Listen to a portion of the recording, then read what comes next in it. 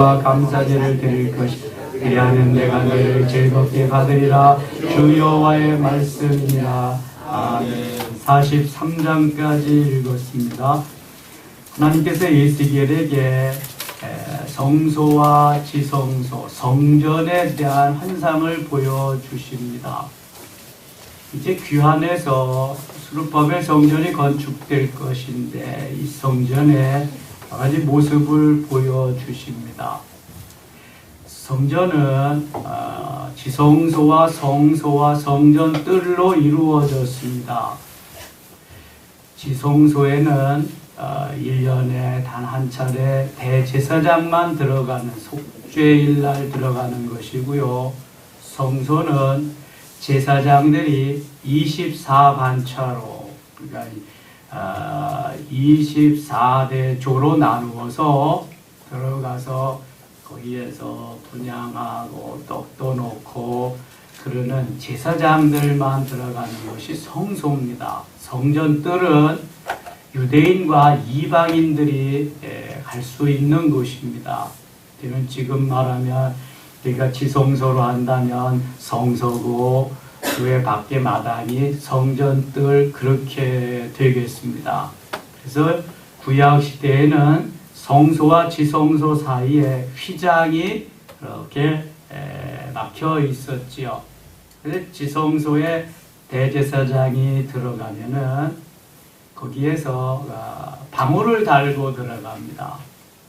대제사장도 얼마든지 그 지성소에서 제사드리다가 죽을 수 있기 때문에 방울 소리가 딸랑딸랑 나면은 살아서 아직도 제사를 드리는구나.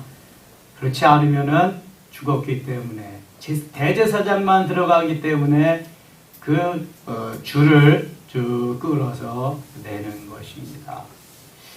이러한 것이 이제 성전의 모습이지요. 그것이 예수님이 돌아가실 때에 성소와 지성소를 가리고 있던 휘장이 둘로 이렇게 갈라졌습니다. 그래서 누구든지 예수님 앞에 나와서 이제는 기도하고 예배할 수 있는 그러한 길이 열려진 것입니다. 루터는 그래서 만인 제사장소를 이렇게 주장하고 있습니다. 모세가 올리압과 부사레를 통해서 만든 성막도 지성소와 성소와 성전뜰로 되어 있고요. 다윗을 통해서 말씀하시고 솔로몬에게 지은 그러한 솔로몬 성전도 지성소와 성소와 성전뜰로 되어 있습니다. 역시 스룹바벨 성전도 마찬가지고 헤롯 성전도 그것은 마찬가지입니다.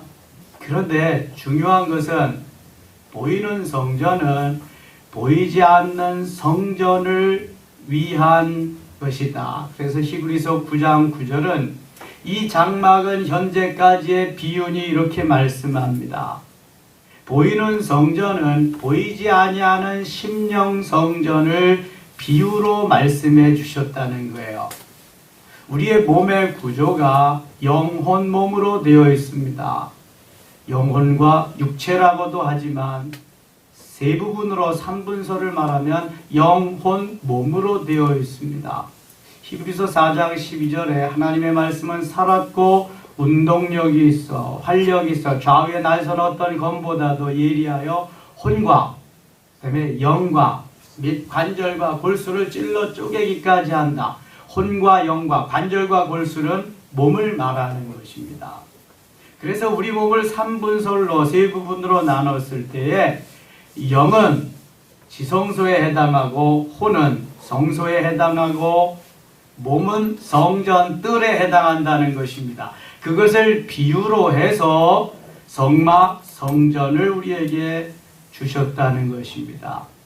그러므로 옛날 구약 시대에는 성전에만 성소에만 임하던 그러한 성전에 성령의 역사하심 거하심의 그러한 우리의 가치관이 이제 신약 시대에 들어와서는 그 심령 성전에 우리 가운데에 삼위일체 하나님이 계시고 우리 가운데 주님이 계셔서 늘 신령한 집으로 지어진 그 상태에서 신령한 예배를 드릴 수 있어야 한다는 것입니다. 그래서 오순절에 은혜 받은 베드로를 통해서 베드로전서 2장 5절에 신령한 집을 말씀하셨고, 사도행전 9장에서 은혜 받은 사도 바울을 통해서 고린도전서 3장 16절에 심령성전을 말씀한 것입니다. 얼마나 오묘한지 모릅니다. 오순절을 통하거나 다메섹 사건을 통하지 아니하면 심령성전이나 신령한 집에 대해서는 그래서 이해하기가 쉽지 않습니다. 은혜를 경험한 사람이 그것을 체험하고 경험하고 살아갈 수 있기 때문입니다. 보이는 성전 중요한 것입니다. 하나님 앞에 예배하고 하나님과 교제하는 그러한 중요한 장소이기 때문에 더 중요한 것은 우리의 심령성전, 신령한 집으로 건축되어지는 것입니다. 이것을 위해서 주님이 성막과 성전과 오늘날 교회를 우리에게 주셨다고 하는 것입니다. 보이는 성전은 하늘나라에 가져갈 수 없습니다. 그런데 보이지 아니하는 성전은 하나님이 우리의 영을, 지성소를 데리고 가십니다. 하늘 보좌로. 이건 절대로 가지고 갈 수가 없습니다. 그래서 우리는 보이는 몸된 주의 전에서 아름답게 잘 만들어져서 심령성전을 건축해서 우리의 영혼이 신부단장에서 주님 앞에 가는 그 훈련하고 그 만드는 그러한 지금 일을 하는 것입니다. 주님 앞에 바로 가서 바로 서서 신부단장에서 영원히 주님과 함께 그 나라에 살 수 있도록 만드는 거죠. 지금 성전에 대해서 지성소, 성소, 성전뜰을 말씀하시는 이유는 그거 준비하게 하기 위함이라고 하는 것을 여러분들이 먼저 아시고, 보이는 성전을 이렇게 지어지는구나, 하나님이 이렇게 역사하셨구나 하는 것을 아시면 좋겠습니다. 42장을 좀 보겠습니다. 그가 나를 데리고 밖으로 나가 북쪽 뜰로 가서, 지금 성령께서 에스겔의 영을 데리고 여행하시는 겁니다. 쭉 보여주시는 겁니다. 에스겔은 환상 중에 이것을 보는 것입니다. 에스겔 영혼을 데리고 13절에도 그가 내게 이르되, 14절 같이 한번 읽겠습니다. 14절 제사장의 의복은 거룩함으로 제사장이 성소에 들어갔다가 나올 때 바로 바깥들로 가지 못하고 수종드는 그 의복을 그 방에 두고 다른 옷을 입고 백성의 뜰로 나갈 것이니라 하더라. 아멘. 여러분, 저 제사 지낼 때에 제사장은 반드시 제사장의 옷을 입어야 됩니다. 그래서 여기 제사장의 의복은 거룩함으로, 다른 의복은 말하지 않았지만 제사장의 의복을 말합니다. 오늘날 주일 예배는 제사장이 집례하면서 예배드리는 가장 거룩한 예배여야 합니다. 주일 예배는 포기할 수 없는 경건한 그러한 예배가 되어야 됩니다. 저는 주일 예배가 열린 예배가 되는 것을 반대합니다. 주일 예배는 정말 우리 장로교기 때문에 칼빈이 원하는 그런 거룩한 예배가 되어야 됩니다. 제가 신학생 때 공부하면서 그런 훈련을 많이 받았습니다. 그리고 반드시 주일 예배 때는 제사장 직에 걸맞는 가운을 입으라는 것입니다. 오늘날 여러분 CTS나 CBS 보면은 제사장의 옷, 가운을 입지 않고 설교하는 강단이 대부분입니다. 가운 입는 강단이 별로 없습니다. 구별되어서 강단에서 말씀을 전하는 주일 예배는 거룩하게 그렇게 드려져야 된다는 것입니다. 그런데 가운 입고 나와도 거기 또 이상한 가운을 볼 수 있습니다. 무슨 가운 볼 수 있죠? 팔에다가 3개씩 줄 쭉쭉 친 거. 무슨 가운이에요? 박사 가운입니다. 그거. 그거 학위식 할 때 입는 옷이에요. 주일 예배 직전할 때 입는 옷이 아닙니다. 저희는 그런 교육을 철저히 받았습니다. 그는 학위 수여식 때 입는 옷이지요. 어떤 분들은 결혼식장에도 입고 주일 예배 때 그거 입고, 내가 무슨 박사라고 뭐 자랑하는 것도 아닐 텐데, 제사장은 제사장이 입는 옷을 입고 제사를 드려야 됩니다. 주일 예배만은 그래서 정말 경건하게 하나님이 원하시는 하나님의 임재를 경험할 수 있는 그러한 경건한 예배가 되어야 한다고 하는 것입니다. 주일 예배는 절대로 양보할 수 없는 그러한 예배입니다. 세일을 하는 교회는 뭐가 없는지 아세요? 찬양대석이 없습니다. 거기는 다 없애고 다 회중석에 올라가서 그것만 알아요. 그러면 좀 없애기 곤란한 교회는 회중석에 앉아있다가 나와서 특성화하는 거 뭐냐? 그렇게 합니다. 그런데 다윗 시대부터 솔로몬 성전에 그 찬양대가 얼마나 웅장하게 하나님을 영화롭게 하는지 성경에 다 거기에 나와 있죠. 예배할 때에 제사장, 그 다음에 찬양대, 그건 가운을 입습니다. 물론 요즘은 헌금위원들도 입지만 이게 다 알록달록이고 불토고 여러 가지, 그러니까 일체 통일하기 위해서 그렇게 합니다만, 가운 입는 사람은 교회에서 제사장, 목사하고 그 다음에 찬양대원, 분리된, 구별된 그런 사람들만 입습니다. 꼭 입어야 됩니다. 그런데 찬양대원은 가운을 입었는데 목사님은 가운 입지 않은 그러한 강단이 많이 있다는 것입니다. 그럼 찬양대도 다 벗겨야 됩니다. 그거 다 벗기고 입으려면 또 같이 입어야 되고, 이게 신학이 부재면은, 신학으로 제대로 이렇게 훈련이 되어 있지 않으면은 내 마음대로 할 수 있는 것이 다분합니다. 그래서 신학 공부는 제대로 해야 됩니다. 제대로.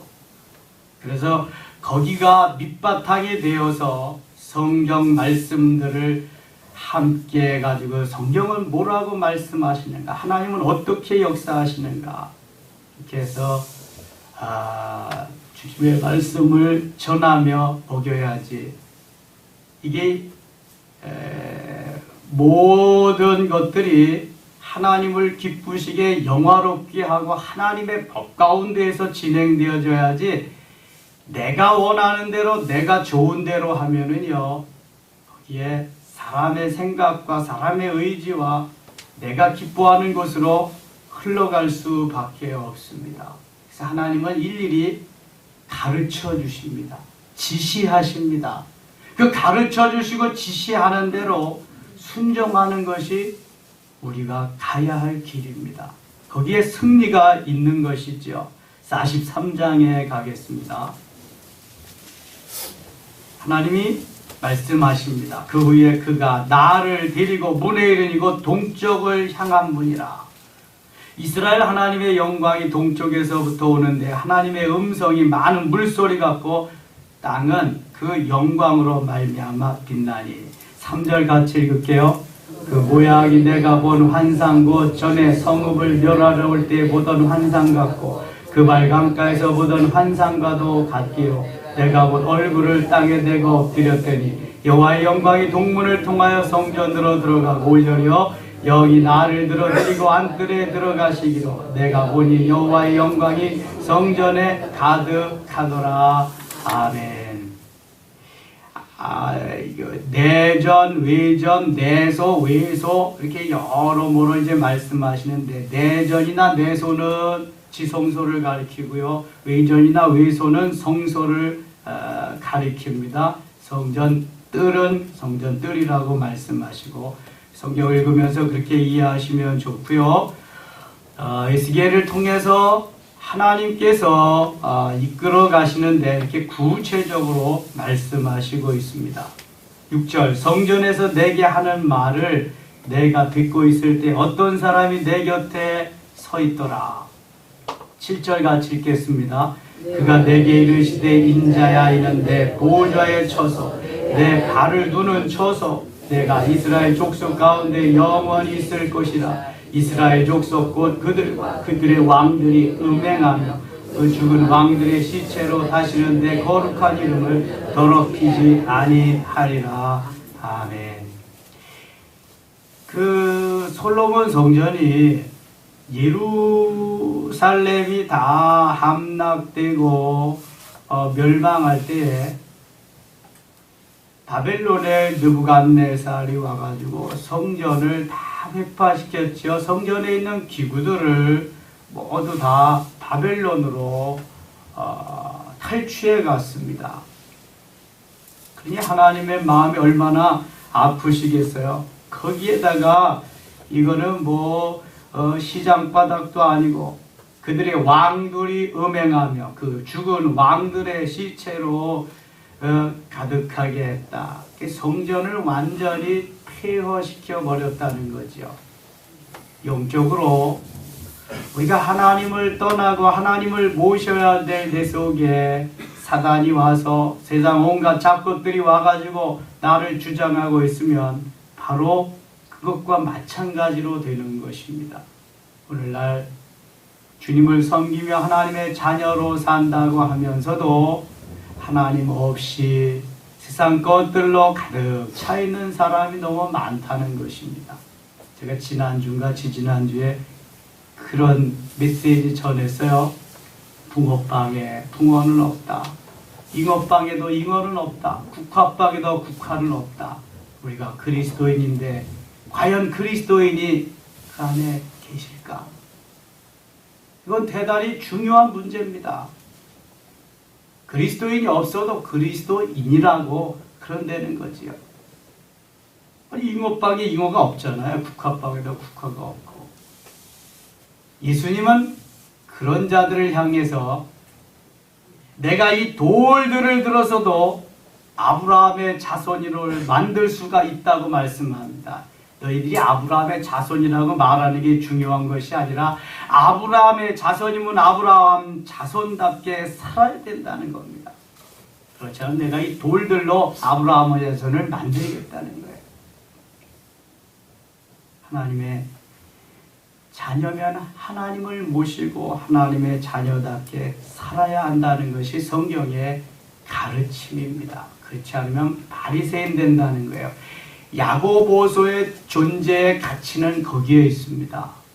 자, 우리가 로마서와 야고보서 어떻게 다르냐? 로마서는 믿음으로 구원을 받는다고 그래요. 야고보서는 행함이 없는 믿음은 죽은 것이라고 말합니다. 오늘은 믿음으로, 내일은 행함으로 따로 떨어진 게 아니거든요. 그럼 무슨 말이냐? 믿음으로 구원받은 하나님의 자녀들은 반드시 그 삶이 행함으로 이어져야 된다는 것입니다. 로마서와 야고보는 떨어진 것이 아니라 그렇게 이어지는 책입니다. 믿음으로 구원받았다고 딱 나머지 삶은 자기 멋대로 살면은요 정말 구원파 되는 겁니다. 난 한번 구원받았으니 영원한 구원, 내가 뭔 짓을 해도 괜찮다고 하는 거, 성경에 그런 건 없습니다. 구원받은 백성은 믿음으로 구원받은 백성은 믿음으로 구원받은 백성답게 믿음으로 이제 행하면서 살아야 돼요. 그 행함은 구원을 믿음으로 받지만 그 행함은 나중에 무엇으로 연결돼요? 상급으로 연결되는 겁니다. 다시 말씀드립니다. 출석 잘하면 개근상 받습니다. 학생들이. 출석 잘한다고 우등상 받는 거 아닙니다. 우수상. 그 상은 공부 잘해야 받는 것입니다. 우리가 주님 앞에 가서 받을 상급이 있어야 됩니다.